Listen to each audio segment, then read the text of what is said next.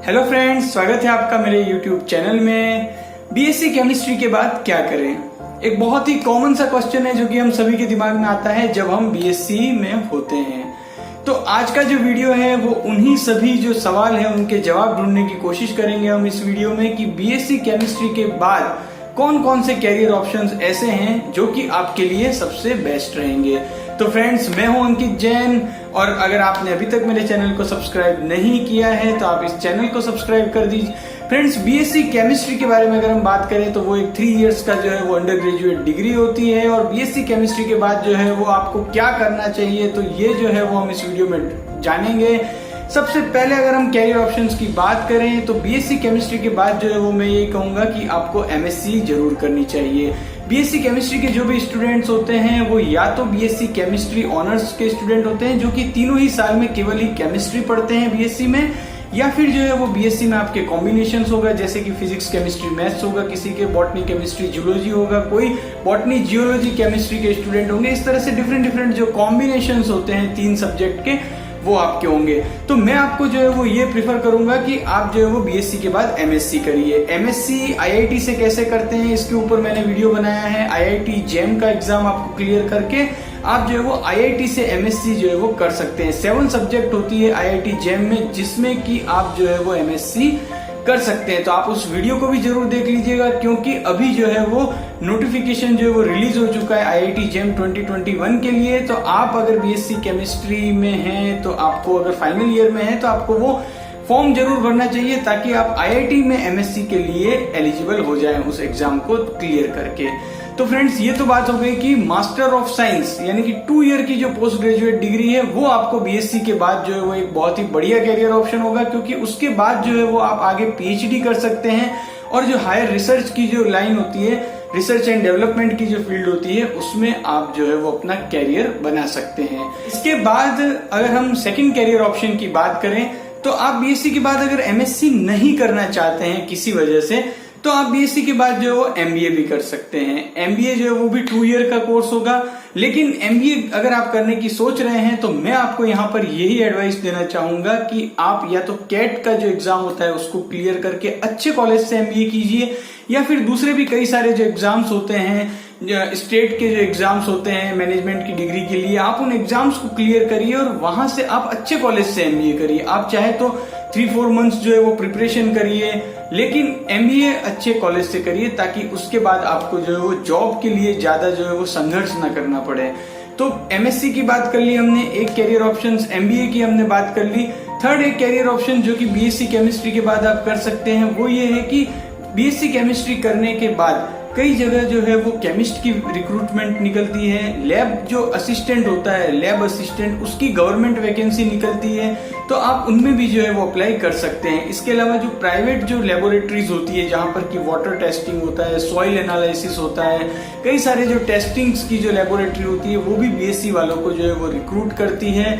इसके अलावा अगर हम बीएससी केमिस्ट्री के बाद बात करें तो जो प्राइवेट कंपनीज होती है, जो फार्मास्यूटिकल कंपनीज है, वहां पर जो प्रोडक्शन डिपार्टमेंट होता है, प्रोडक्शन डिपार्टमेंट में बीएससी केमिस्ट्री वालों को as a supervisor, as a plant officer, as a officer, as a executive, ऐसी कई सारी जो पोस्ट होती है उस पर जो है वो रिक्रूट किया जाता है। लेकिन यहाँ पर एक बात मैं क्लियर कर दूं कि अगर आप बीएससी केमिस्ट्री के बाद प्राइवेट कंपनी ज्वाइन करेंगे तो आपकी जो सैलरी होगी वो बहुत कम होगी, अराउंड 10 to 12,000 के करीब ही आपको मिलेगा।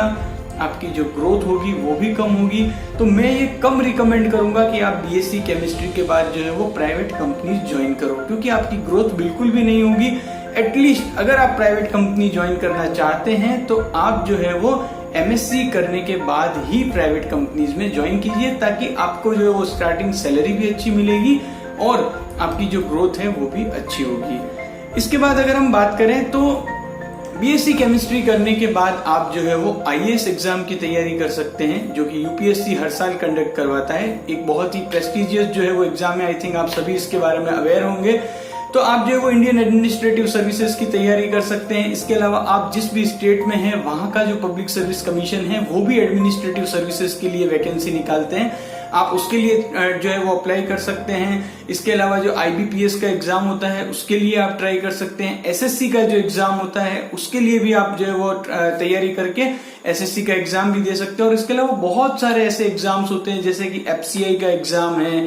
तो यहाँ पर जो है वो BSc वालों के लिए जो है वो वैकेंसी निकलती रहती है, तो आप वहां पर जो है वो ट्राई कर सकते हैं। तो अब तक जो है वो हमने प्राइवेट कंपनीज की बात कर ली, हमने जो है वो MSc की बात कर ली, MBA की बात कर ली, और जो गवर्नमेंट जॉब्स होते हैं उनकी जो है वो हमने बात कर ली। यहाँ पर एक कैरियर ऑप्शन जो है वो ऐसा रह जाता है जो कि हर BSc वाले कैंडिडेट के लिए बहुत ही शानदार कैरियर ऑप्शन मैं कहूंगा, वो है कि आप जो है वो B.Ed कर लीजिए और B.Ed करने के बाद आप जो है वो 2nd ग्रेड और 3rd ग्रेड की जो वैकेंसीज रहती है जिसे हम TGT जो है वो कहते हैं, उसके लिए आप जो है वो एलिजिबल हो जाएंगे। तो आजकल BSc B.Ed जो कंबाइंड कोर्स है वो भी हो रहा है। अगर आप BSc कोर्स में ही है सिंपल, तो आप 2 ईयर का जो B.Ed प्रोग्राम है उसको करने के बाद आप जो है वो एज ए स्कूल लेक्चरर जो है वो भी आप जॉब कर सकते हैं। तो ये जो है वो कुछ ऐसी वैकेंसीज थी जो कि आप BSc केमिस्ट्री के बाद जो है वो कर सकते हैं। लेकिन इसमें से जो सबसे ज्यादा जिनको की साइंस में इंटरेस्ट है,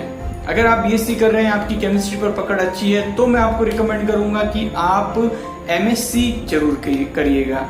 क्योंकि MSc केमिस्ट्री जब आप करेंगे तो उसके बाद आपको क्या होगा कि अगर आपका फर्दर इंटरेस्ट डेवलप होता है तो आप आगे PhD कर सकते हैं और रिसर्च की जो लाइन है उसमें आप अपना अच्छा कैरियर जो है वो बना सकते हैं। MBA उन लोगों के लिए रिकमेंडेड रहेगी जिन्हें कि BSc में ही केमिस्ट्री से बिल्कुल बोर हो चुके हैं और वो चाहते हैं कि कुछ मैनेजमेंट लेवल का कोई कोर्स जो है वो किया जाए। तो उसके लिए मैंने पहले भी बताया, अभी भी बता रहा हूँ कि आप अच्छे कॉलेज के लिए जो है वो एंट्रेंस एग्जाम दीजिए और उसके बाद अच्छे कॉलेज से जो है वो आप MBA करिए।